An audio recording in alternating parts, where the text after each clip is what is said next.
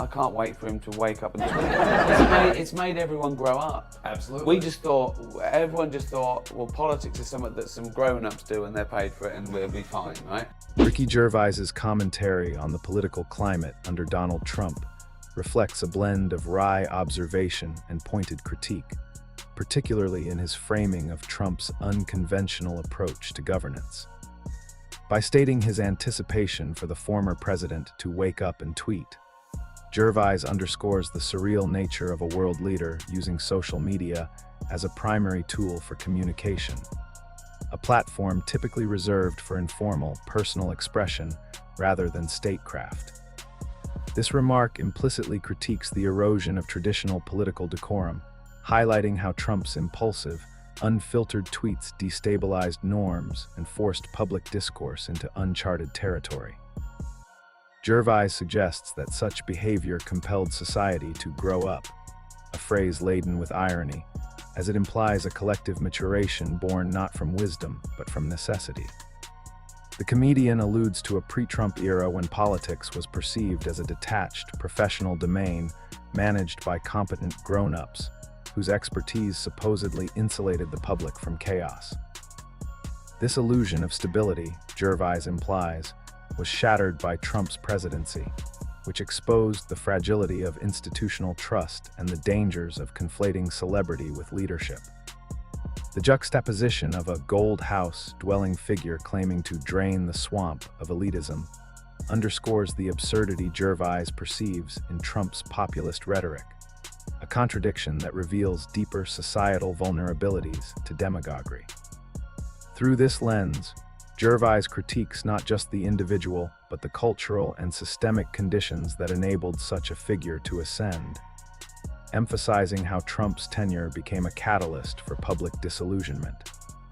His commentary, while avoiding overt partisan labels, dissects the broader human tendencies, gullibility, arrogance, and the allure of spectacle that allowed political discourse to devolve into performative chaos. By focusing on the absurdity of the situation rather than moralizing partisan divides, Gervais invites reflection on how modern politics increasingly blurs the line between governance and entertainment, demanding a more critical public engagement to navigate its pitfalls. Yeah, I don't. Every day he says something that, well, it doesn't shock me anymore. Ricky Gervais's dissection of Donald Trump's presidency centers on the degradation of leadership into a spectacle of cruelty, where vulnerability is weaponized rather than protected.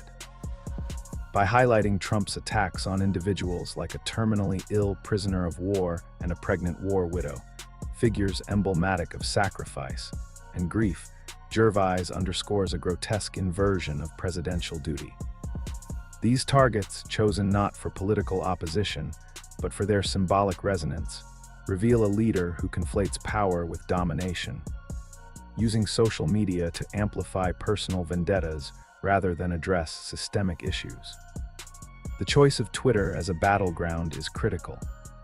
It reflects a deliberate subversion of democratic discourse, reducing governance to impulsive, unfiltered outbursts that prioritize viral provocation over reasoned debate. Gervais's sardonic labeling of such behavior as amazing critiques not just Trump's actions, but a media landscape that treats outrage as entertainment, blurring the lines between governance and reality TV theatrics. This dynamic, he implies, fosters a culture of complacency, where the public grows numb to ethical breaches, interpreting desensitization as resilience rather than complicity. The normalization of chaos erodes societal expectations of leadership, replacing empathy and accountability with a transactional ethos where cruelty is both strategy and spectacle. Gervais frames this as a broader cultural failure. The acceptance of performative antagonism as politics hollows democratic ideals, reducing civic engagement to passive consumption of absurdity. By focusing on Trump's targeting of marginalized voices, Gervais exposes how such behavior corrodes trust in institutions, as leadership becomes synonymous with bullying rather than stewardship. The irony lies in the public's acclimatization, what once shocked now barely registers, signaling a dangerous recalibration of moral boundaries. Through this lens, Gervais's critique transcends partisan politics, warning of the long-term consequences when societies prioritize spectacle over substance, allowing authority figures to redefine dignity as optional and cruelty as routine. His commentary challenges audiences to reject complacency, demanding leaders who embody not just power but humanity, a call to reclaim politics from the brink of farce. I know, and I want people to know that I don't judge people who voted for him like I judge him. You know, I think.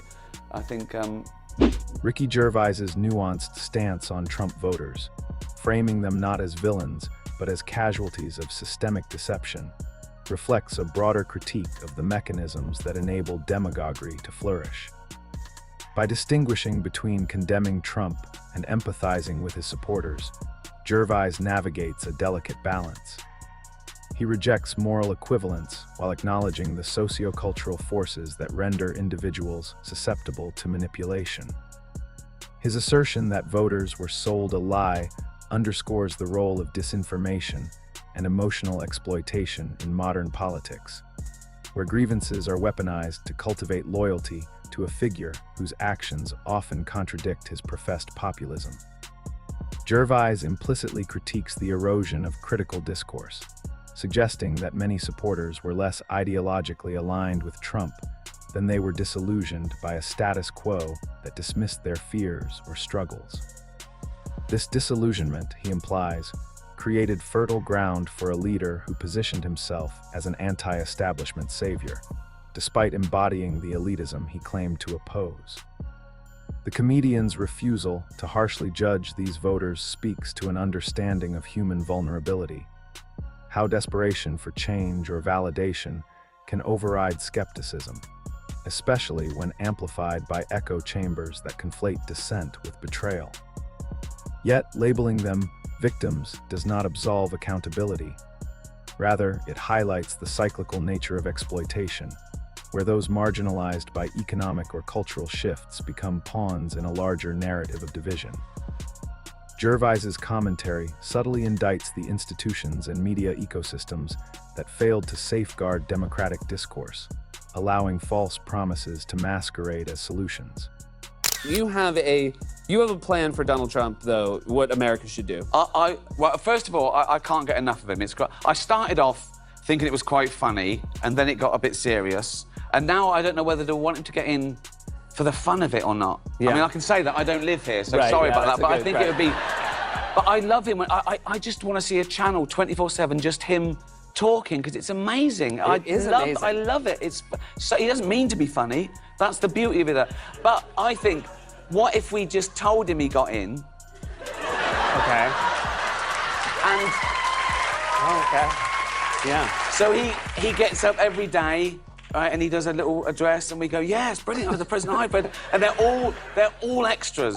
Ricky Gervais's ambivalence toward Donald Trump, framed as a blend of morbid fascination and critical unease, captures the tension between politics as entertainment and its real-world consequences. Initially drawn to Trump's absurdity as dark comedy, Gervais grapples with the ethical dilemma of treating such a figure as a spectacle, oscillating between wanting to indulge in the fun of his antics and acknowledging the gravity of his influence. The metaphor of a 24/7 Trump-centric channel, where his presidency is reduced to a scripted reality show, critiques the media's complicity in normalizing his behavior, transforming governance into a performative farce. Gervais's suggestion that Trump's actions could be staged as a fictionalized drama, complete with extras and scripted applause, underscores the surreal detachment of his leadership, where policy and accountability are eclipsed by theatrics. This duality, viewing Trump as both an unintentional comedian and a destabilizing force, reflects a broader societal conflict. The allure of political voyeurism versus the moral imperative to resist trivializing power. By likening Trump's presidency to a constructed narrative, Gervais highlights how democratic processes are undermined when leaders prioritize spectacle over substance, and audiences become passive consumers of chaos rather than engaged citizens. His mock admiration for Trump's unintentional humor serves as a biting critique of a culture that rewards outrage over integrity, where the line between governance and entertainment dissolves. Yet, beneath the satire lies a sobering truth. The normalization of such figures risks eroding public discernment, reducing politics to a game where consequences are secondary to amusement. Gervais's ambivalence, then, becomes a mirror for collective complicity, a challenge to interrogate whether laughter at the absurdity of power masks a deeper resignation to its dangers. David Brent is not Trumpian per se. Like, he has some qualities that people could see, like read into it and say. He is like Trump, but the big difference is that Trump's a winner. Right. You know, Trump gets his own way, and David Brent doesn't. Ricky Gervais's comparison of Donald Trump to David Brent, his fictional *office* character, reveals a nuanced dissection of leadership styles, blending satire with socio-political critique. While acknowledging superficial parallels between the two figures, such as a craving for validation and a penchant for cringe-worthy self-aggrandizement, Gervais underscores a critical divergence: Trump's ruthless efficacy versus Brent's hapless desperation.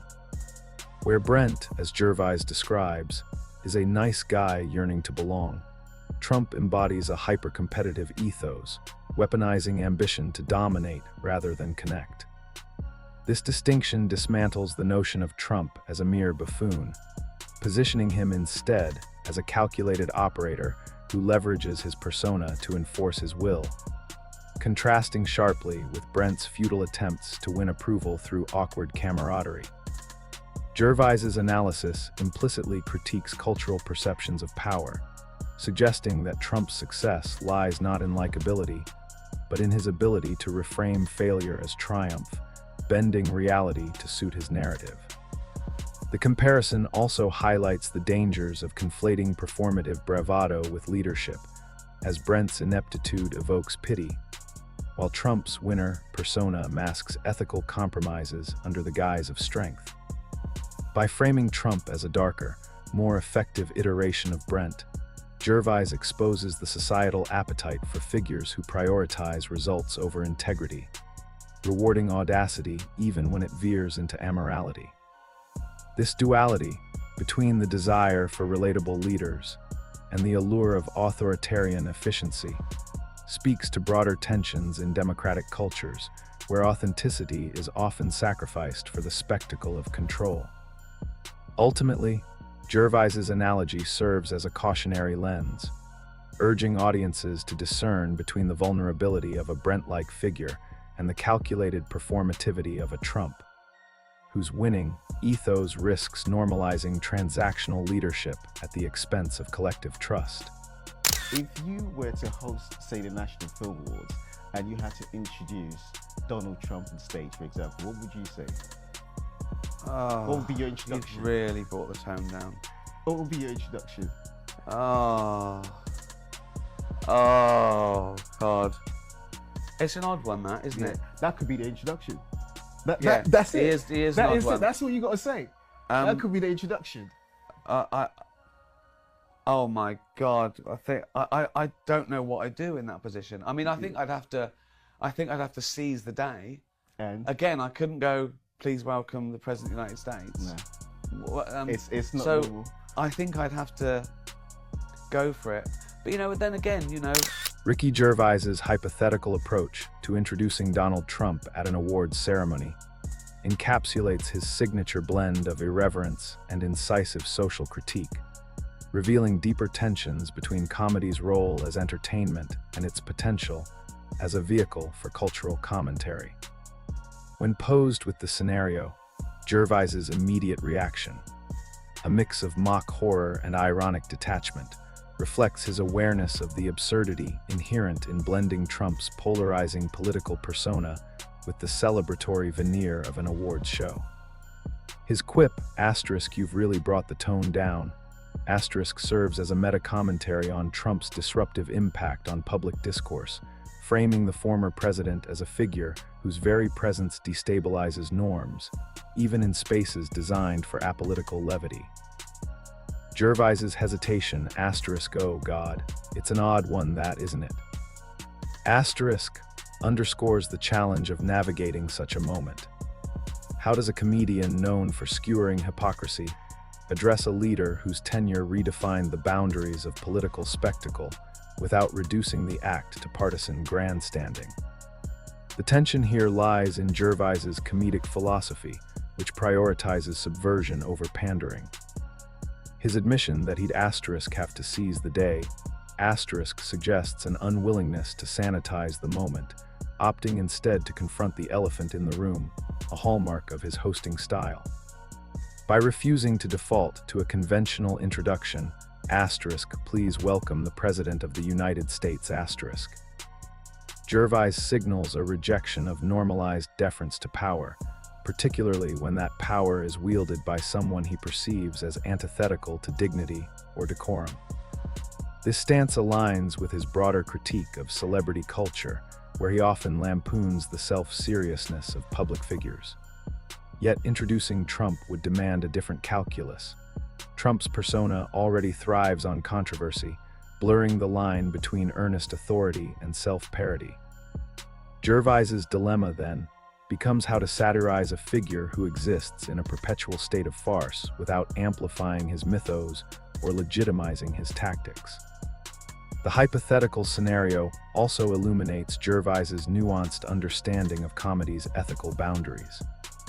His reluctance to asterisk go for it, asterisk unreservedly hints at the risks of engaging with a figure like Trump, whose political brand is fortified by outrage and media manipulation. For Gervais, whose humor often targets hypocrisy and moral grandstanding, Trump presents a paradox. His actions are so overtly absurd that mocking them risks redundancy. Yet Gervais's career has thrived on confronting uncomfortable truths, suggesting he might pivot toward highlighting the surreal dissonance of Trump's legacy, for instance, juxtaposing the gravitas of the presidency with its reduction to Twitter theatrics. This approach would align with his tendency to weaponize irony, using Trump's own contradictions as comedic fodder rather than crafting overt political statements. Moreover, Gervais's hypothetical introduction speaks to a broader cultural moment where politics and entertainment have become inextricably entangled. Trump's presidency, marked by reality TV bravado and performative conflict, epitomizes this convergence, rendering traditional distinctions between statesmanship and spectacle obsolete. Gervais, as a satirist, would likely exploit this blurring, framing Trump not as an anomaly, but as the logical endpoint of a society that rewards provocation over substance. His hesitation to deliver a straightforward introduction reflects a refusal to participate in the normalization of such dynamics, instead using the platform to interrogate the absurdity of power itself. Ultimately, Gervais's imagined response underscores the tightrope walk of political humor in an era defined by polarization. His comedy thrives on exposing hypocrisy, but Trump's presidency, a masterclass in weaponizing chaos, challenges the efficacy of satire itself. By acknowledging the difficulty of the task, asterisk, I don't know what I'd do in that position, asterisk, Gervais reveals a self-awareness about the limits of comedy as a corrective force. Yet his resolve to asterisk seize the day asterisk reaffirms his commitment to using humor as a mirror, reflecting societal contradictions back at an audience increasingly numb to shock.